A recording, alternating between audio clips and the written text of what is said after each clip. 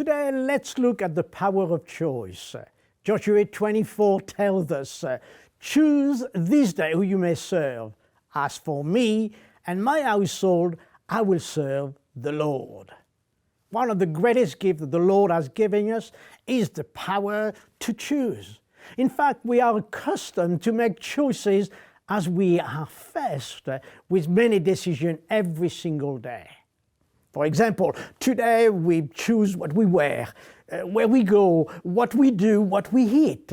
We are constantly making choices throughout our day. And for us Christians, what we choose to do, to say, to see, to read, to listen, and the places that we choose to go will not only affect our present life, but also our future life.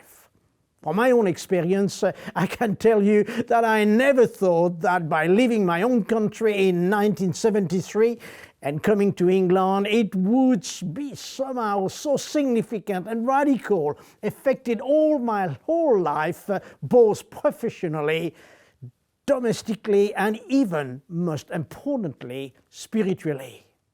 While it may seem that many of our daily choices are not that significant, it is important to understand that they do matter.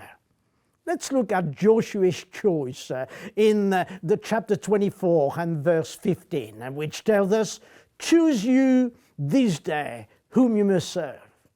What can we learn from Joshua's declarations?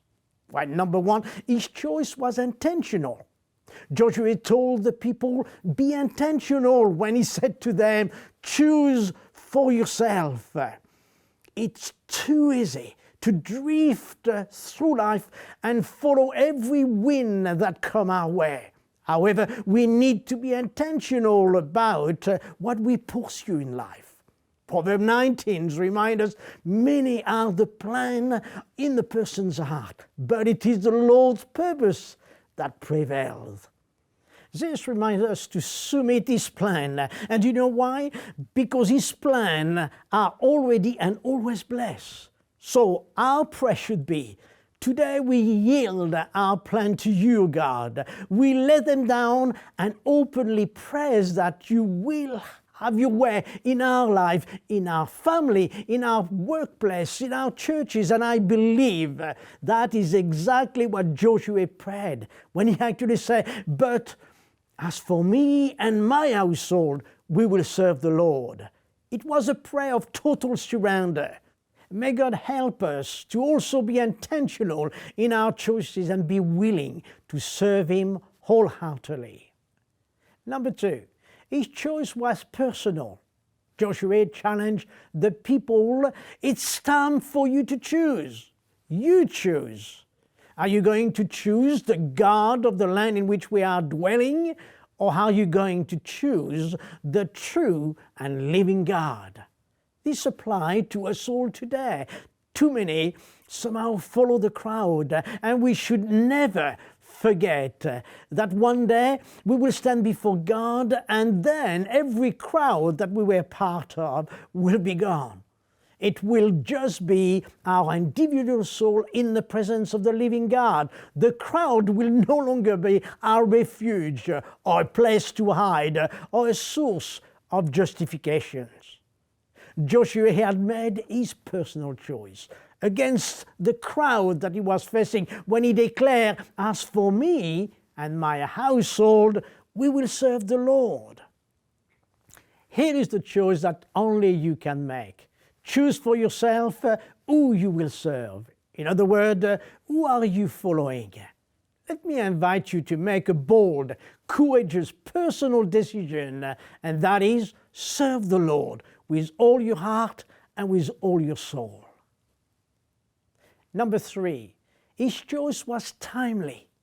Not only Joshua challenged the people to make a personal decision, but he urged them to make it this very day. Benjamin Franklin said, never put off to tomorrow what you can do today, highlighting the essence and the importance of time. Scripture also reminds us in Proverbs 27 verse 1, do not boast about tomorrow, for you don't know what a day may bring. How many opportunities we do miss because we didn't take them at the time they were presented to us. And you know what? We spend the rest of our life talking about if only. If only. Joshua was conscious of the urgency, so should we today. And let's turn away from the thing that steal our time to do the right thing for God. Number 4, his choice was specific. When Stiles said, making a good decision beginning by choosing to serve God today. Every choice starts there. Twice Joshua gave the command, serve the Lord. He was also specific as he told them to serve the Lord in sincerity and truth, meaning serving Him completely, consistently, without reproach. The choice presented to them was very clear. He said in the verse 14, now therefore fear the Lord and serve Him with sincerity and truth. Put away the God of your father. He told them clearly 3 important things that I believe are relevant for all of us today. Firstly, fear the Lord. Scripture tells us that the fear of the Lord is the beginning of wisdom, meaning to respect, have reverence for God.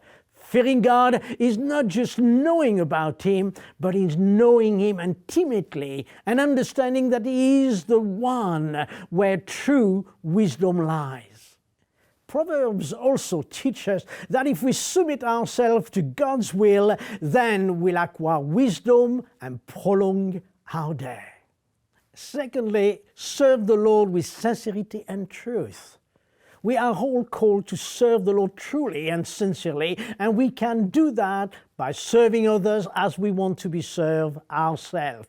Reflecting, in other words, Christ's love to the world around and about us, in our family, in our community, our workplace, and even our local church.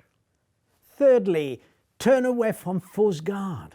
God's word makes very clear in Exodus chapter 20 and verse 3, you shall have no other God before me.